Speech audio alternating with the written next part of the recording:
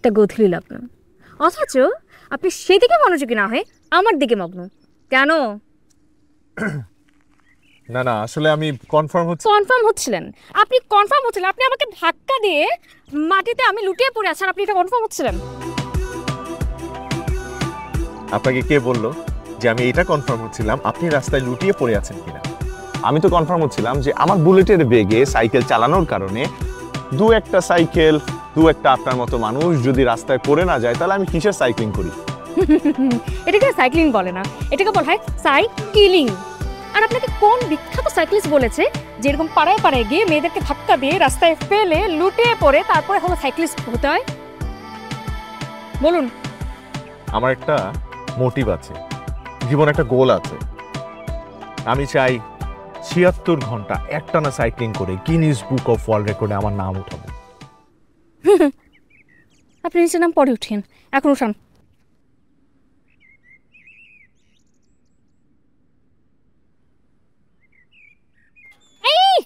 ওটারা cycle উঠাতে বলি নেই, আমাকে উঠান। ধরেন।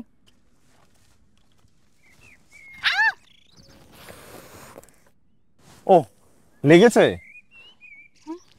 না একদমই লাগে নাই।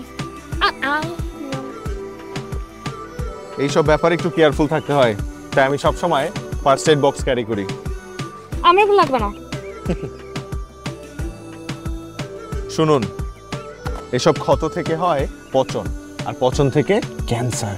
এই না পাগল, এটা না।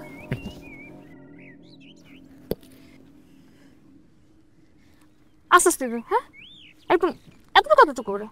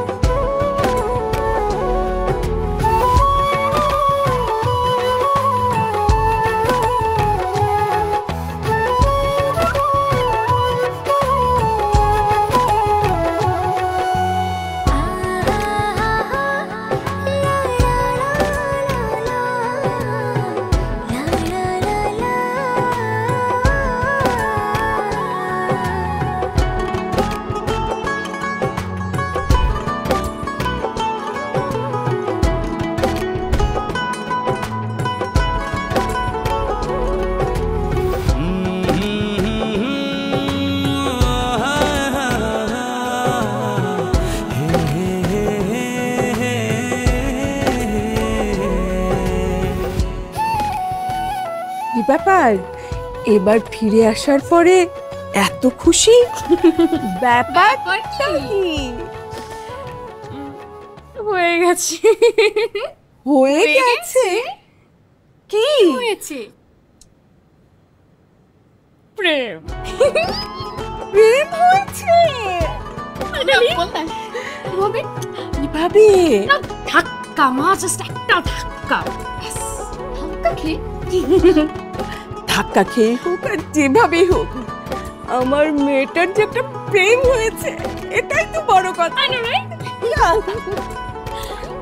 অনেকদিন থেকে আমার একটা পাহাড় কেনার শখ, কিন্তু কিরে চিরিংমিরি, সারাদিন খালি বনে জঙ্গলে পাহাড়ে এখানে সেখানে চিরিংমিরি করে বেড়ালেই হবে? আর কিছু করতে হবে না?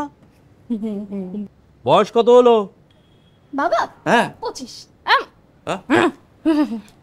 18। 18? আচ্ছা ঠিক আছে, 18 আর 25 হোক, বিয়ের বয়স তো হয়ে গেছে নাকি?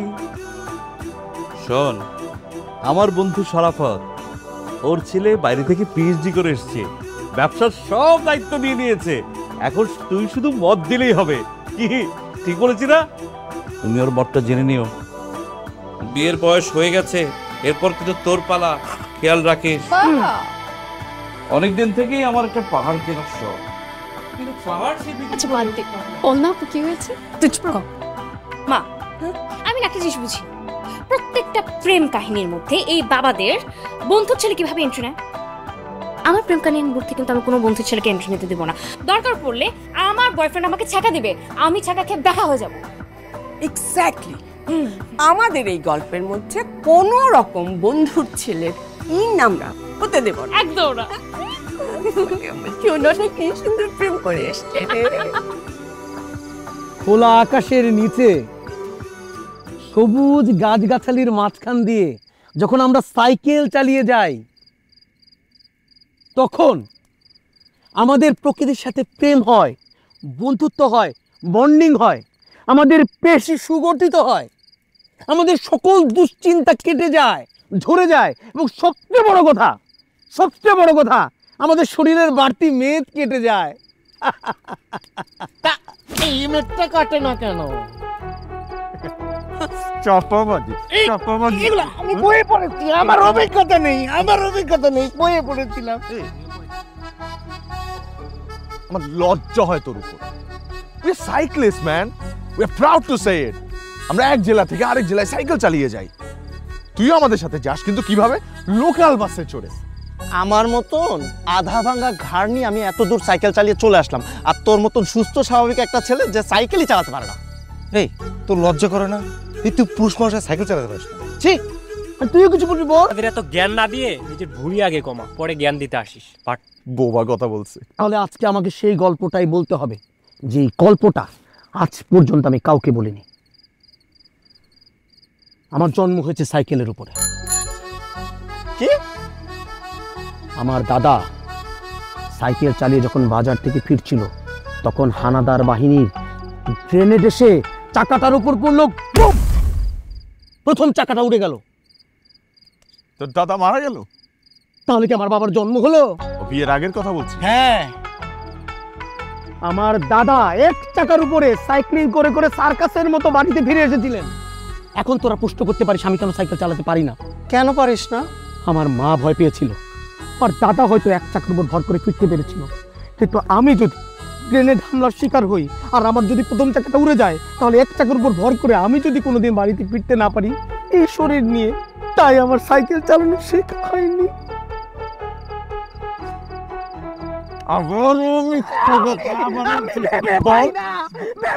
আমি কি করে দুই চাকার উপর একটা সাইকেল চলে, তার উপর একটা মানুষ ভর করে, কি করে চলে আমার মাথায় আসে না। এই জন্য আমার সাইকেলটা শেখা হয়নি। ভাগ্য ভালো তুই হস্তশিল্পে পারদর্শী। মানে এই যে তুই যে আমাদের জন্য টেন্ট সবকিছু সাজিয়ে গুছিয়ে রেখেছিস, সেটার কথা বলছে। হাত দিয়েই তো করিস নাকি? Thank you. হস্তশিল্প। ফারশাদ, চিন্তা করেছি আগামী বছর বার্থডেতে তোকে একটা সাইকেল গিফট করব। যেই সাইকেলের উপর আমার ছেলের জন্ম হবে।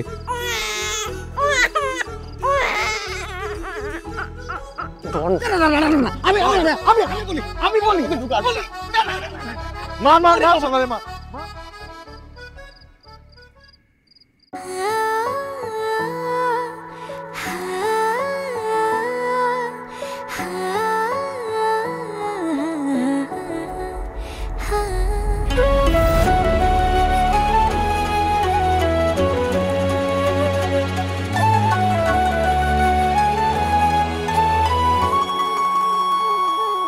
আকাশ হয়ে দেখি তোকে, বাতাস হয়ে মাখি, জড়িয়ে ধরার বাহানাতে মিষ্টি করে ডাকি।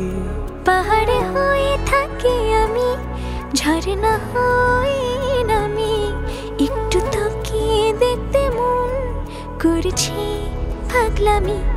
পুরিয়ে এলে কথারা দেব তোকে ইশারা, মনের ভেতর রেখেছি তাই তোর ছবিটা এঁকে। ঘুম হয়ে যা তুই আমার চোখে, স্বপ্ন হয়ে রোজ দেখবো তোকে। ঘুম হয়ে যা তুই আমার চোখে, স্বপ্ন হয়ে রোজ রোজ দেখ দেখবো তোকে।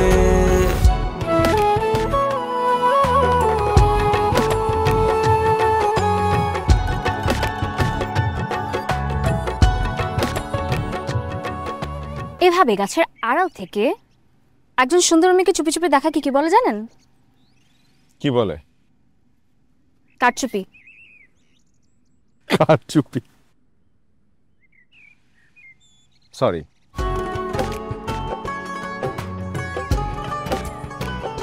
ওকে, আমি আসলে যে নাকি নিজের দোষ নিজে স্বীকার করে ফেলে তার উপরে বেশিক্ষণ রেখে থাকতে পারি না। তাহলে আমি পল্লব। তাহলে Pushpa. Nice to meet you. Same here. Pushpa, আপনার নামের স্বার্থগত এবং অর্থগত দুটো দিকই একদম ঠিকঠাক।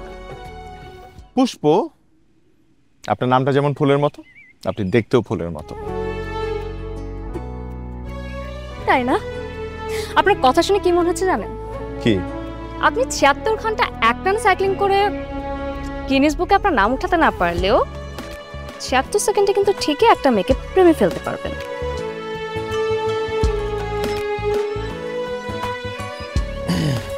আমি জানি। এই ফুলগুলো তো খুব সুন্দর। এই ফুলগুলো কার জন্য?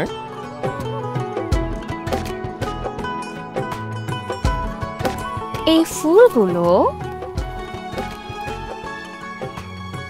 খুব স্পেশাল একজনের জন্য।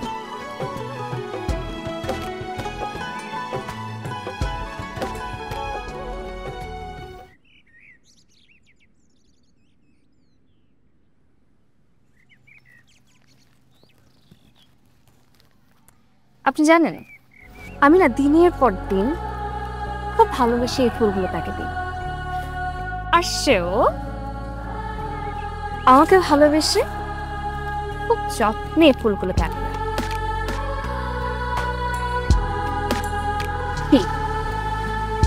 বুঝতে পেরেছি? হ্যাঁ, বুঝতে পেরেছি। আমি জানি স্পেশাল মানুষ কাকে বলে। না, আপনি বুঝতে পারেননি। আমি না আমার ড্রয়িং রুমে ফুলদানি কথা বলছি। যা শালা, আমি তো ভেবেছিলাম কি না কি, কে না কে। তাহলে তো আপনার ফুলদানি বেশ লাকি, কারণ সে প্রতিনিয়ত আপনার কাছ থেকে নতুন নতুন ফুল পায়। এখন তো মনে হচ্ছে আপনার ড্রয়িং রুমের সেই ফুলদানিটা হলেই পারতাম। হতে চান নাকি আমার ড্রয়িং রুমের ফুলদানি? চাই তো। প্রসেসটা কি? এত তাড়াতাড়ি প্রসেস বলা যাবে না, এখন আমাকে বাসায় যেতে হবে। ঘুম হয়ে যা তুই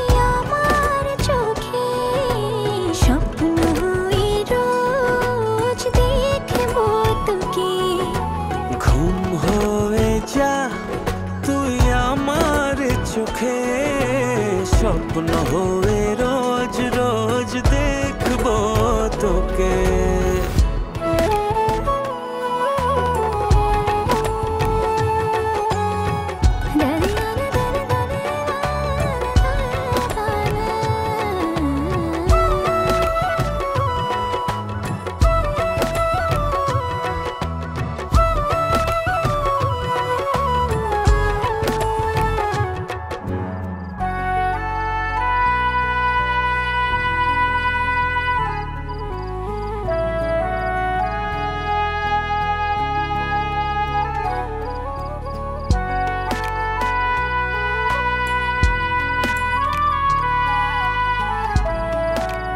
ঝুমকে এলো করতে চুরি করেছিস?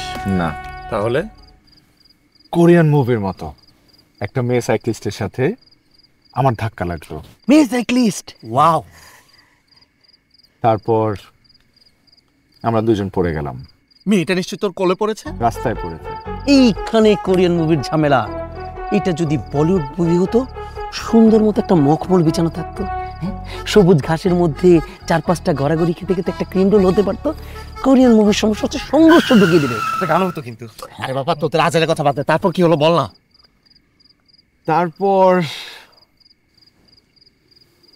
আমরা দুজনের দিকে তাকিয়ে থাকলাম অপলক দৃষ্টিতে। আমি মেয়েটার দিকে মুগ্ধ হয়ে তাকিয়েছিলাম। অপরূপ সুন্দর একটি মেয়ে। যে কোনো ছেলেই এই মেয়ের প্রেমে পড়তে বাধ্য। আমি উপরে গেলাম। তুই প্রেমে পড়েছিস? ক্লাইম্যাক্স তো জমে গেল। আর সেই ক্লাইম্যাক্স অনুযায়ী তোর সাথে ওই মেয়ের আবার দেখা হওয়ার কথা। দেখা হয়েছিল। ফুলটা ফেরত দিসনি? না, ইস, এই ক্লাইম্যাক্স নষ্ট হয়নি। ক্লাইম্যাক্স আমি এখনো বজায় রেখেছি, কারণ আমি সিদ্ধান্ত নিয়েছি যে এই দুলটা খুব স্পেশাল একটা দিনে আমি মেয়েটাকে ফিরিয়ে দিব।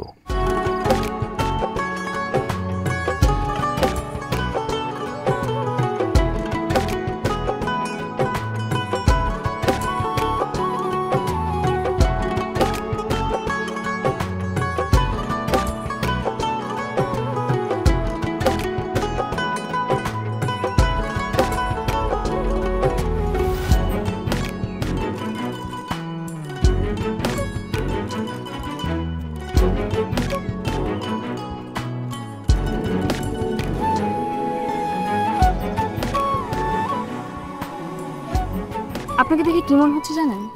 কি? আপনি এখানে সাইক্লিং করতে আসেননি, এসছেন প্রেমিকা খুঁজতে। কি? আমি কিন্তু ঠিক বলেছি।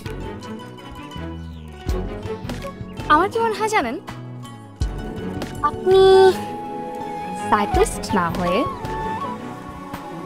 প্রেমিক হলে ভালো হতো। তো প্রেমিকা পেলেন?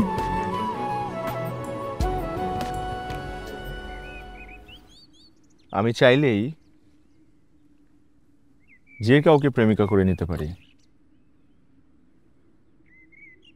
কিন্তু আমি সেই সকল প্রেমিকদের মতো নই যারা জনে জনে বিব্রত করে বলবে ভালোবাসি।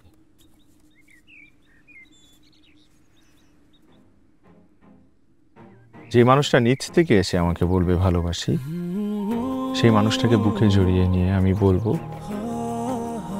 আমিও ভালোবাসি।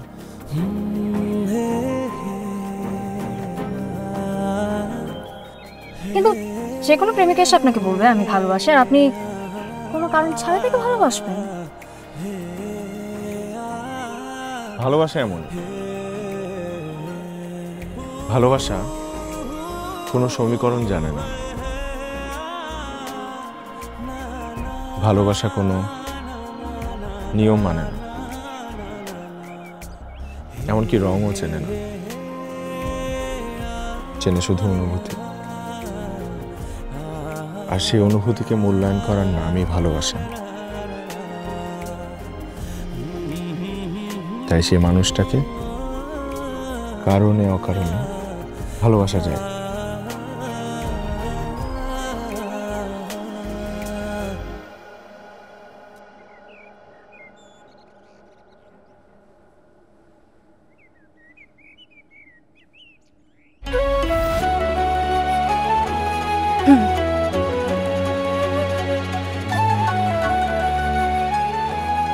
তাহলে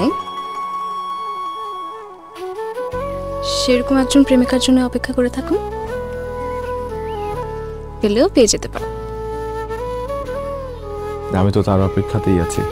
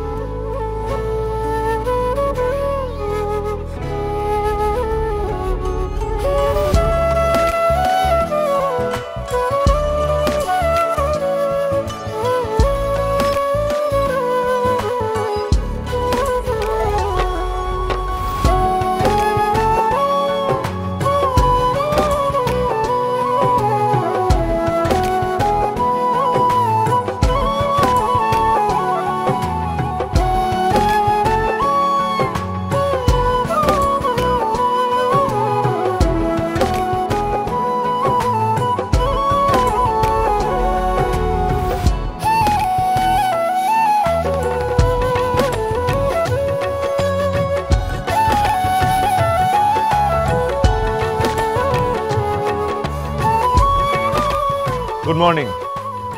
গুড মর্নিং। বসো না। Thank you. কি ব্যাপার, আজকে আপনাকে অন্যরকম লাগছে? খুব সুন্দর করে সেজেছেন। Thank you. পরিপাটি, বিশুদ্ধ, টিপটপ।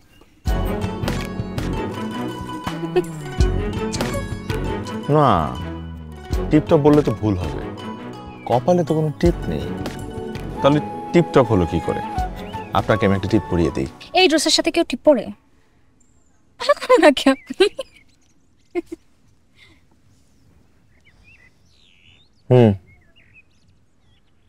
পাগল, একটু পাগলামি না হয় করলাম, তাতে দোষ কি?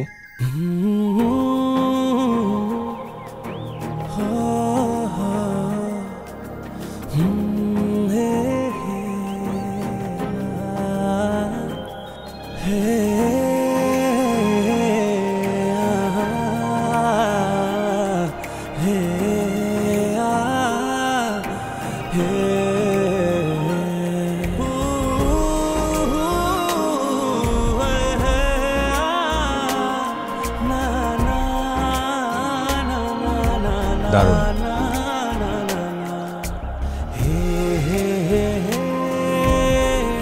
দারুণ লাগছে আপনাকে, সত্যি। দেখুন,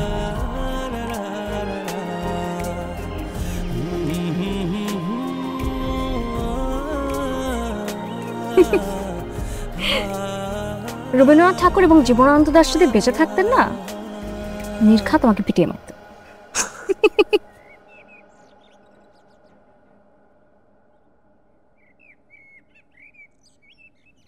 আচ্ছা, আমি না আপনাকে আমার একটা ইচ্ছের কথা বলবো আজকে। আমার না অনেকদিন ইচ্ছে যে আমার একটা সাইকেল পার্টনার থাকবে, আমরা একসাথে অনেক সুন্দর সুন্দর জায়গায় সাইকেলিং করে ঘুরে বেড়াবো। আমার যে সাইকেলের যে একটা বাস্কেট থাকবে না সামনে, ওটার মধ্যে একটা চায়ের ফ্লাস্ক থাকবে আর কিছু বিস্কিট থাকবে। আমরা মাঝে মাঝে একটু বিরতি নিব আর চায়ের মধ্যে চুবিয়ে চুবিয়ে বিস্কিট খাবো। সুন্দর মুহূর্ত না? এরকম সুন্দর মুহূর্তে প্রিয়জন পাশে থাকলে চা কেন,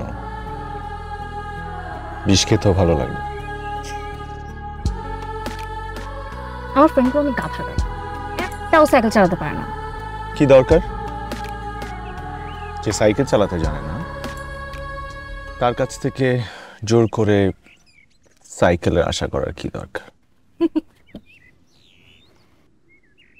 আপনার পাশেই তো একজন সাইকেল পার্টনার বসে আছে, সাথে দুটো সাইকেলও আছে। আর ওই যে চা ভর্তি ফ্লাস্ক আর বিস্কিট, ওটা আমি কুড়িয়ে নেব।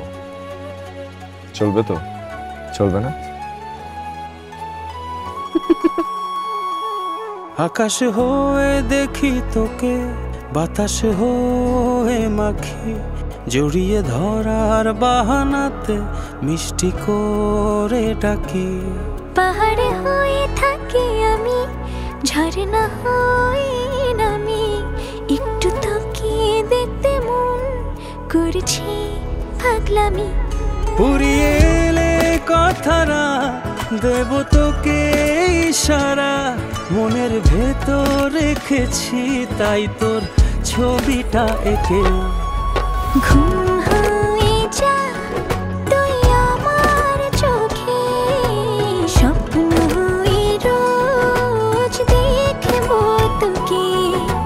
ঘুম হয়ে যা তুই আমার চোখে, স্বপ্ন হয়ে রোজ রোজ দেখবো তোকে।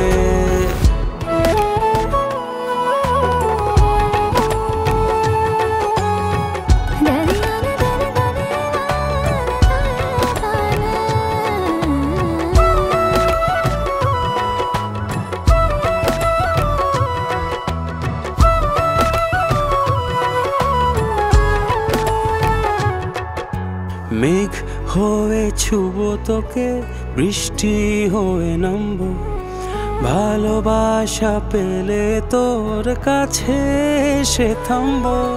তোর কপালে হাতটা বলে আদর দিব খুব, দু দুজনের কোন শুটে গুলো আজ সবাই দেখুক। পুরিয়ে এলে কথারা দেব তোকে ইশারা, মনের ভেতর রেখেছি তাই তোর ছবিটা এঁকে।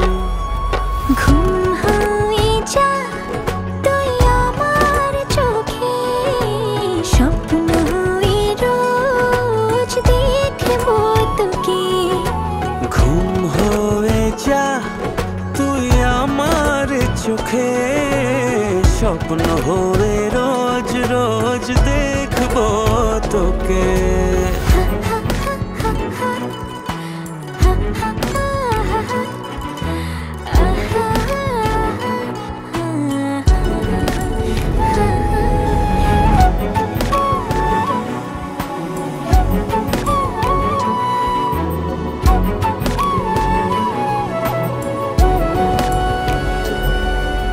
পথটা ভুলে আয়না চলে রাখবো ভীষণ সুখে, সকাল সন্ধে বাসবো ভালো হিংসে করুক লোকে। মন আকাশে তারা হয়ে জ্বলবো আমি রোজ, অন্ধকারে পথ দেখিয়ে রাখবো তোরই খোঁজ। পুরিয়ে এলে কথারা দেব তোকে ইশারা, মনের ভেতর রেখেছি তাই তোর ছবিটা এঁকে। ঘুম হয়ে যা তুই আমার চোখে, স্বপ্ন হয়ে রোজ দেখব তোকে। ঘুম হয়ে যা তুই আমার চোখে, স্বপ্ন হয়ে রোজ রোজ দেখব তোকে। আচ্ছা, যেহেতু একটু প্রেম টেম করতেছি, একটু একটু প্রেমটা বেশি। ওকে, এখন একটু কেনাকাটা তো করতে হবে। তুই তো বুঝবি, বয়ফ্রেন্ডের সাথে দেখা করতে যাবো, সেখানে সেজে গুজে যাবো, সেটা তো আর আমি বাপের থেকে টাকা নিয়ে নেব। এই অবশ্যই না। এক্স্যাক্টলি। আমাকে একটু বিকাশে সম্মান করে দেনা please please please please please. আচ্ছা দিচ্ছি, একটু বেশি করে দিস।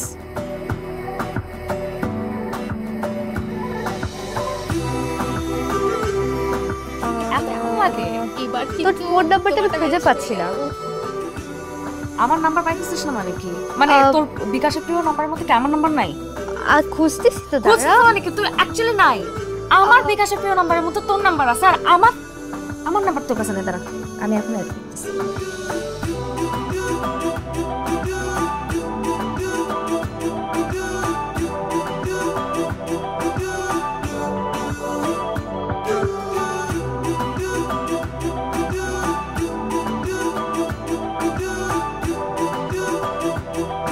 এইটা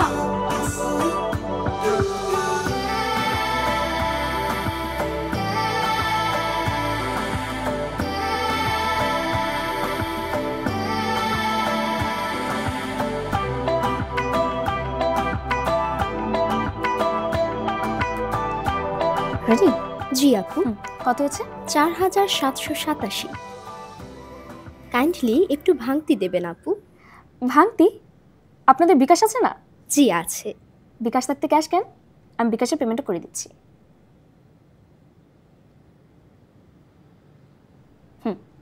গেছে। Thank you.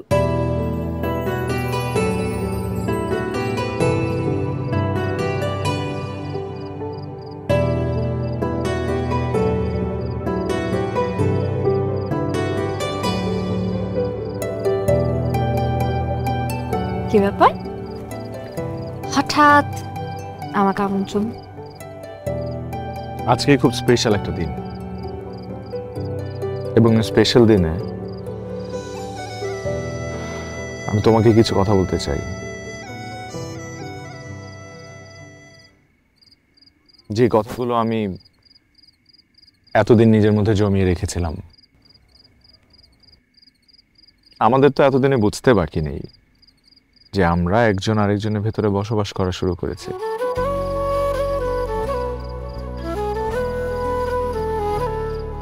তাই আজকের এই বিশেষ দিনে আমি আমার বিশেষ মানুষটাকে একটা সারপ্রাইজ দিতে চাই।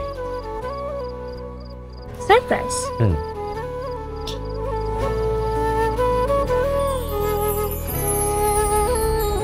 আমার কাছে? আমার কাছে। তুমি কি ভেবেছিলে হারিয়ে ফেলেছো? জি না, এটা আমি সেই প্রথম দিন থেকে খুব যত্ন নিয়ে আগলে রেখেছিলাম এবং অপেক্ষা করছিলাম একটা স্পেশাল দিনের জন্য, যে দিনে আমি নিজ হাতে তোমাকে এটা পরিয়ে দিত। May I?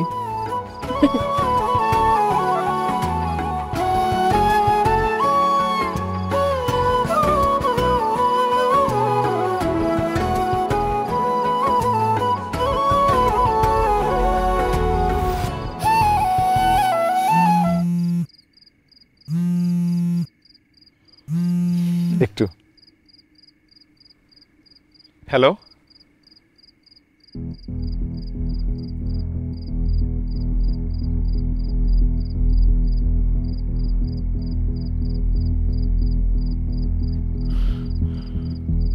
আচ্ছা ঠিক আছে।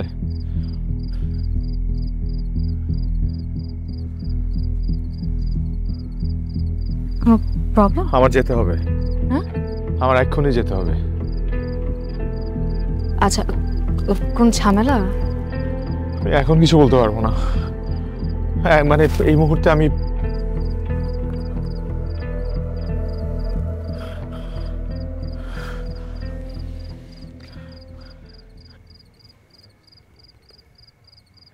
আমাদের আবার কবে দেখা হবে?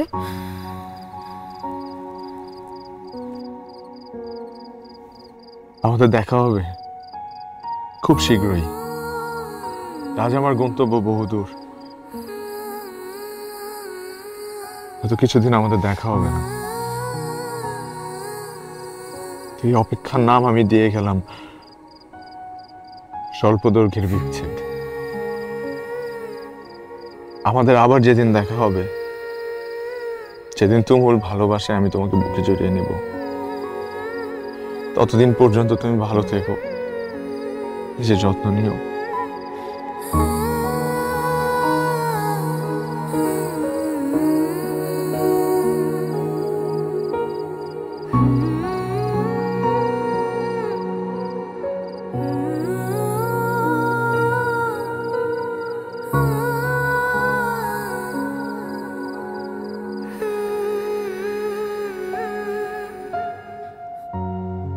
বাবা,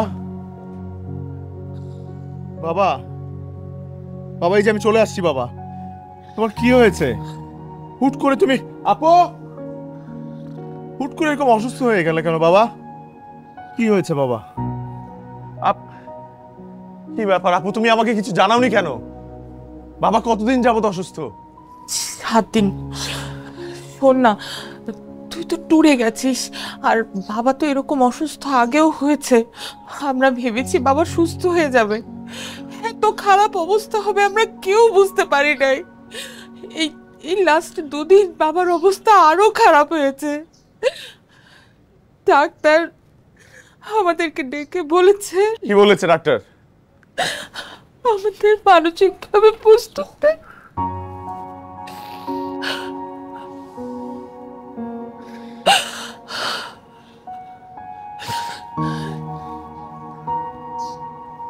শোন বাবা, একটা কথা বারবার বলছিল, মানে বাবার শেষ ইচ্ছা তোর বিয়েটা দেখে যেতে চেয়েছে। দেখ, ছোট্টবেলা থেকে তুই যখন যা যেভাবে চেয়েছিস বাবা কোনো কিছু না বলেনি। এই প্রথম বাবা তোর কাছে কিছু চেয়েছে। বলল, আমার কথাটা বুঝতে পারছিস? তুই নিশ্চয়ই বাবার শেষ ইচ্ছাটা পূরণ করবি। বাবার না মেয়েটা পছন্দ করাই আছে, আমরা সব অ্যারেঞ্জমেন্ট করে রেখেছি।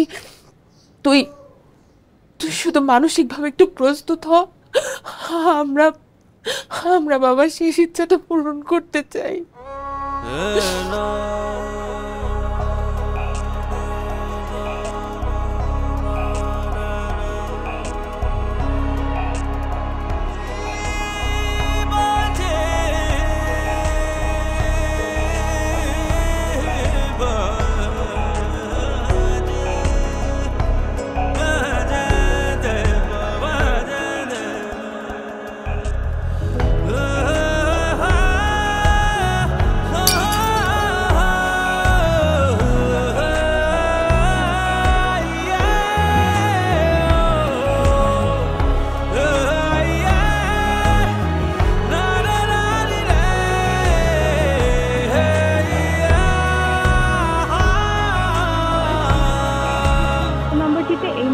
সংযোগ দেওয়া সম্ভব হচ্ছে না।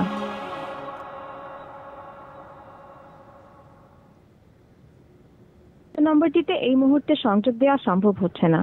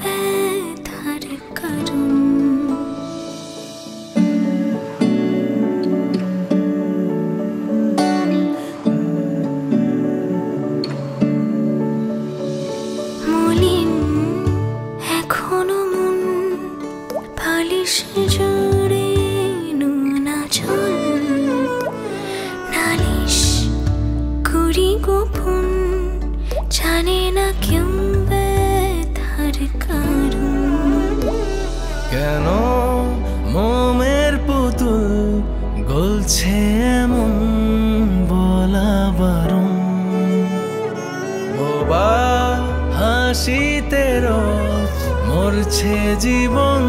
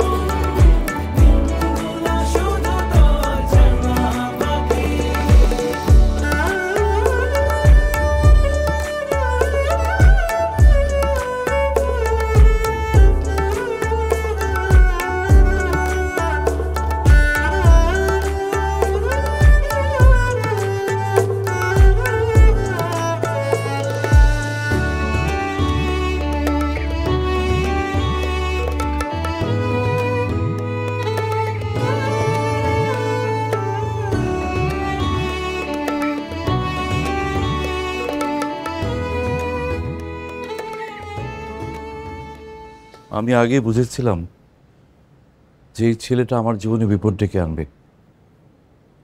মারে, তুই আসলে যেটাকে ভালোবাসা ভাবছিস ওটা আসলে প্রেম ভালোবাসা না। তোকে তোকে কতবার বাস্তবতা বোঝানোর চেষ্টা করেছি, কিন্তু তুই বুঝিসনি। দেখ মা, যে ছেলেটা চলে গেছে তাকে নিয়ে কেঁদে কেঁদে কেন সময় নষ্ট করছিস? এখনো সময় আছে। যে ভুলটা তুই করেছিস সেটাকে শুধরে নিয়ে জীবনটাকে আবার নতুন করে শুরু কর। আমরা সবসময় তোর পাশে আছি।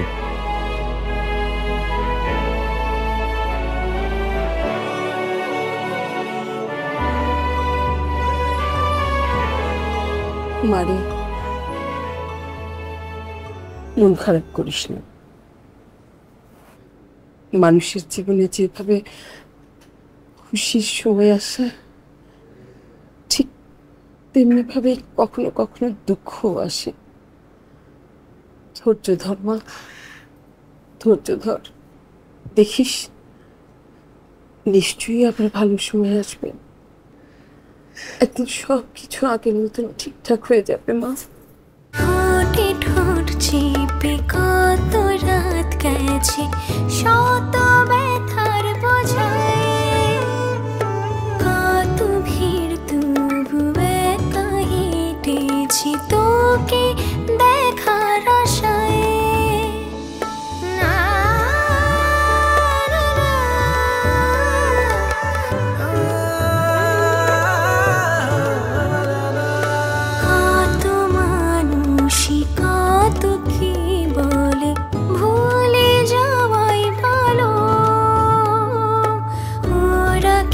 জানে তোর দেয়া ঘায় কিভাবে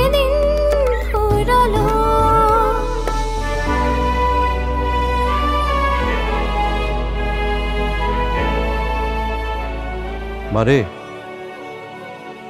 বলা নেই ক নেই, একটা ছেলে হুট করে এসে বললো ভালোবাসি, আর ভালোবাসা হয়ে গেল। এটা ভালোবাসা না রে মা। এই ছেলেটা তোর সঙ্গে চিট করেছে, আমি নিশ্চিত সে তোকে চিট করেছে। চিট করে নাই বাবা, ও চিট করে নাই। চিট করেনি? যে ছেলেটা তোকে ফেলে তোর সামনে দিয়ে চলে গেল আর তুই বলছিস তোকে চিট করেনি? আমি নিশ্চিত ওই ছেলে আর কোনো দিন ফিরে আসবে না।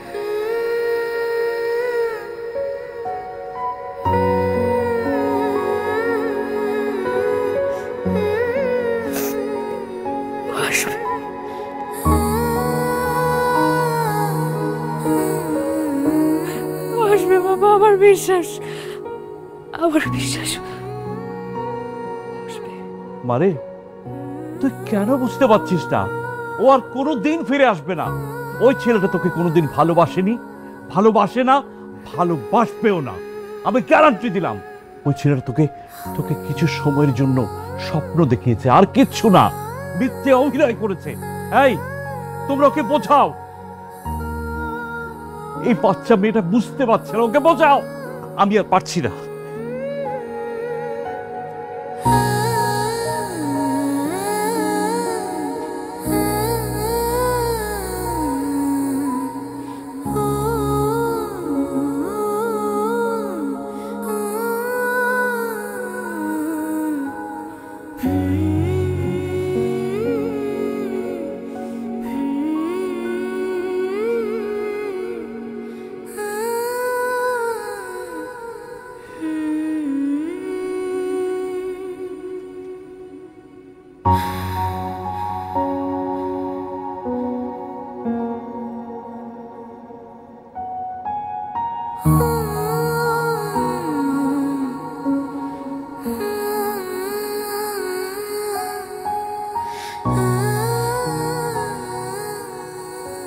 পুষ্প খেয়েছে? না, খাইনি। একটা অমানুষের জন্য মেয়েটা দিনের পর দিন না খেয়ে আছে। ওকে বলে দিও, ও যদি না খেয়ে মরে যায় তাতে আমাদের কিচ্ছু যায় আসে না।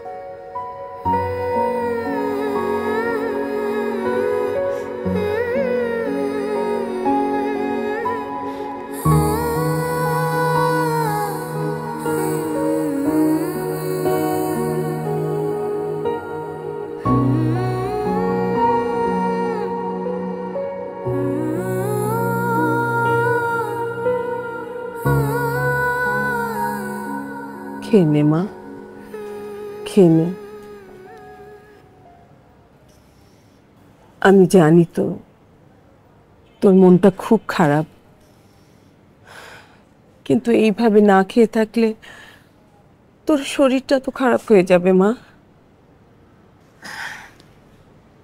তুই যেহেতু ভাবছিস পল্লব একদিন ফিরে আসবে, তাহলে ওর জন্য হলেও তো তোকে সুস্থ থাকতে হবে, তাই না?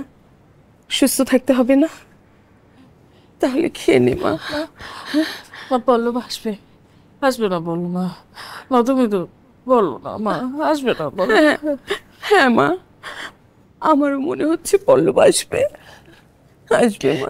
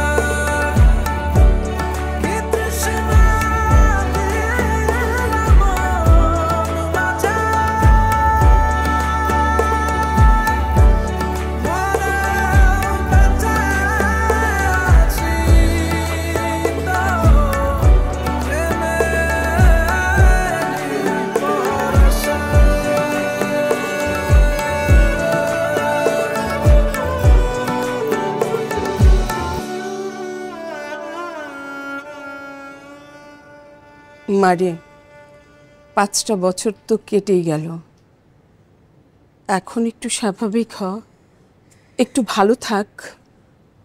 মারে আর কত, এবার আমাদের অন্তত একটু শান্তিতে থাকতে দে।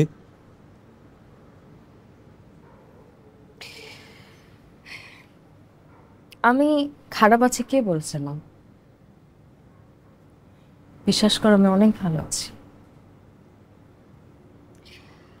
আর বাবা, তোমরা যেন শান্তিতে থাকতে পারো ওটার জন্য আমি একটা ব্যবস্থা করেছি। তোমাদেরকে আসলে বলা হয় নাই, আমি একটা অনাথ আশ্রমে চাকরি নিয়েছি।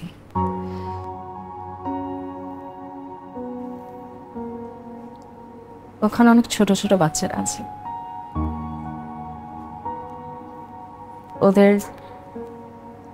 ওদেরকে আমি লেখাপড়া করাব, ওদের সাথে খেলাধুলো করব, খাওয়াবো, সবসময় ওদের সাথেই থাক। অনেক আনন্দে কাটবে আমার সময়গুলো বাবা। ওই ছেলেটার কথা ভেবে সারাটা জীবন তুই অনাথ আশ্রমে কাটিয়ে দিবি?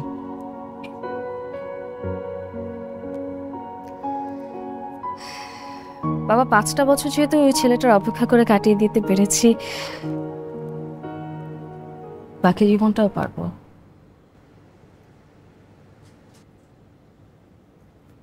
মানে তুই যেভাবে ভালো থাকবি এটাই আমরা সবসময় চেয়েছি, এটাই আমাদের চাওয়া। তুই ভালো থাকিস মা। তুমি কেঁদো না বাবা, আমি অনেক ভালো থাক, বিশ্বাস কর।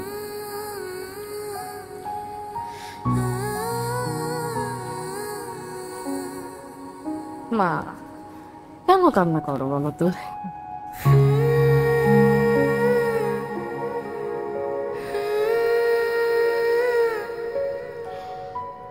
আমার রুহিল বাবার কি হয়েছে রে? সবাই তো ছুটে পেয়ে বাসায় চলে গেছে, আমার রুহিল বাবা কেন এখানে মন খারাপ করে একা বসে আছে? আমাকে কেউ নিতে আসেনি। তোমাকে কেউ নিতে আসেনি? তাহলে আজকে আন্টি তোমাকে নিয়ে যাবে। আচ্ছা চলো, এবার আন্টি তোমাকে বাসায় নিয়ে যাবে।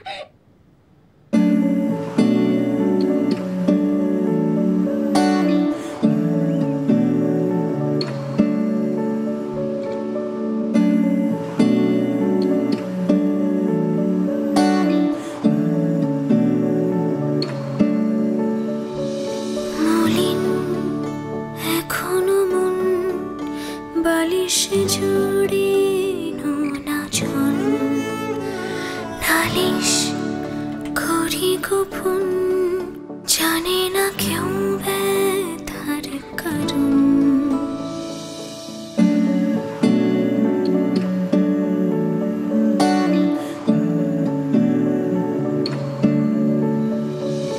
মলিন এখনো মন বালিশে জুড়ে নোনা ঝন নালিশ করি গোপন, জানে না কেউ ব্যথার কারণ।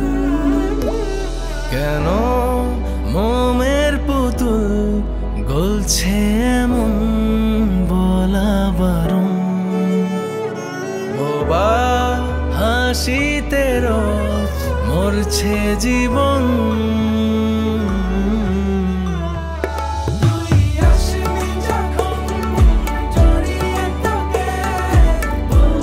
সব